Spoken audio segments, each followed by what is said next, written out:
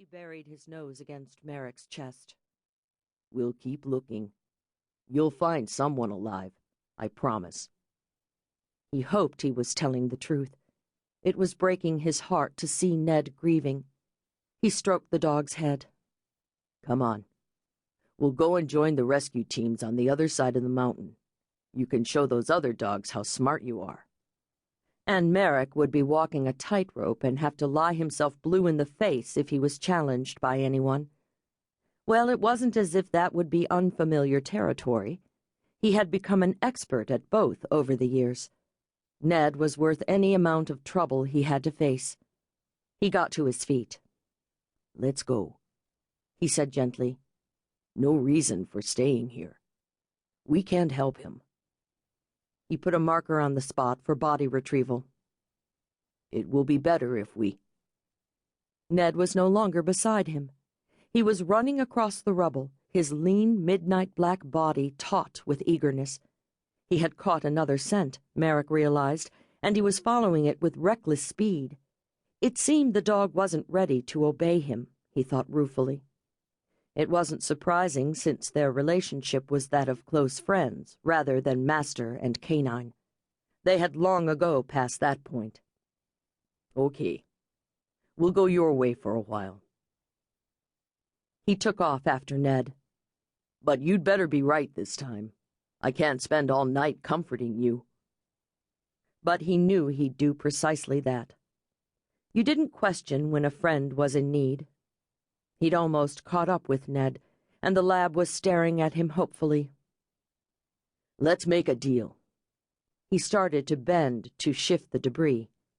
"If we don't find anyone this time, you give it up and do it my—" A whistle of sound streaked by his cheek. Ned cried out and fell to the ground, blood pouring from his side. "A bullet, damn it!"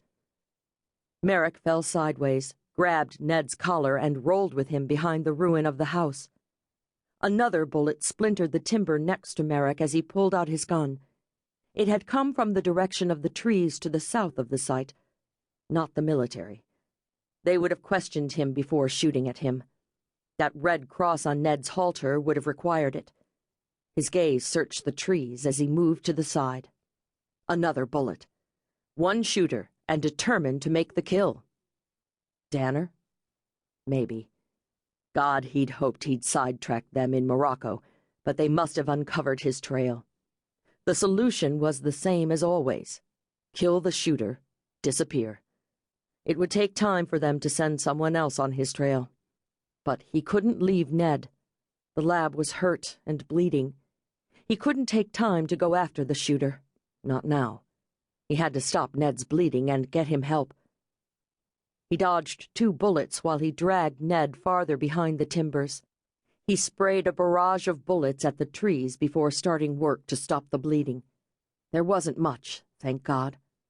Ned lay still, only whimpering occasionally. Marrock didn't think the wound was terminal, but he couldn't tell in the darkness. Anger exploded through him.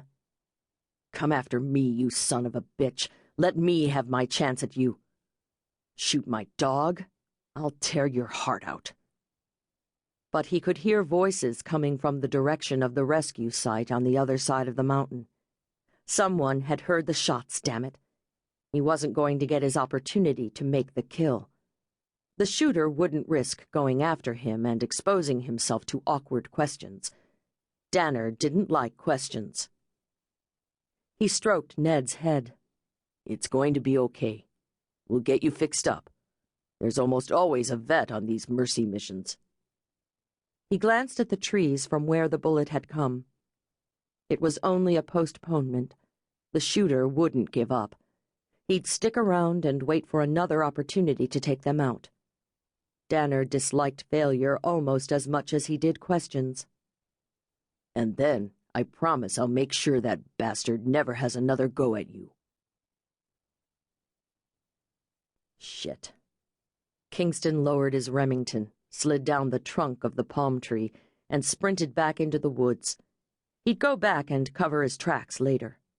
He wasn't worried about the locals hunting him down. Marrock was the threat. Kingston had read every word of the report Danner had given him.